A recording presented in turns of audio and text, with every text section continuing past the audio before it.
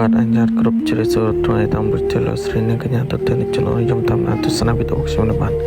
ពេលនេះដែរយើងមានបាច្រោមគ្រឿងមុនបាទឆ្នាំ1994បាទឯកសារគ្រប់លេងគុជហើយឡានស្អាតទឹកណាមរួចលេងកង់ថ្មី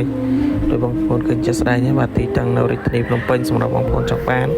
អាចតាក់ទងមកបានបងប្អូនណាបាទលេខទូរស័ព្ទទាំងពីរខ្សែមានជា Telegram បាទឡានស្អាតជូនក្នុងក្រៅឲ្យថ្មីបានផ្សិនបើផ្លេចឲ្យស្អាត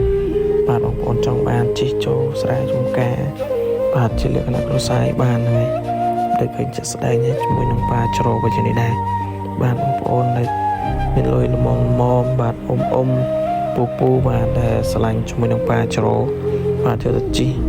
បាទនឹងឲ្យតម្លៃក៏ធូរថ្លៃដែរបាទថ្លៃតា35ទេបងប្អូនណាបាទថ្លៃ35ចរចាពិនពាក្យឡានដូចបងប្អូនគឺចាក់ស្ដែងឯងព័ត៌មានបន្ថែមអាចតាក់ទងបានជាមួយលេខខ្ញុំទៅពីខ្សែបាទធានាតម្លៃពិសេសជូនបងប្អូនណាបាទតែទៅយកទៅប្រើប្រាស់តែម្ដងបាទចាំរៀបចំតុបតែងទៀតទេបងប្អូនគឺចាក់ស្ដែងឡានរៀបចំហើយមកស្អាតតែម្ដងបងប្អូនជើងនេះទៅទិញទៅបាទទឹកថ្នាំនេះរួចជគៀងគុជអីមកស្អាតបាទកង់ឲ្យថ្មីបាទកង់លេងឲ្យស្អាតតែម្ដងប៉ុណ្ណាបាទដូចឃើញចាក់ស្ដែងអញ្ចឹងជាមួយនឹងបាច្រោវិញនេះដែរបាទគឺនៅស្អាតទាំងអស់តែម្ដងបងយើង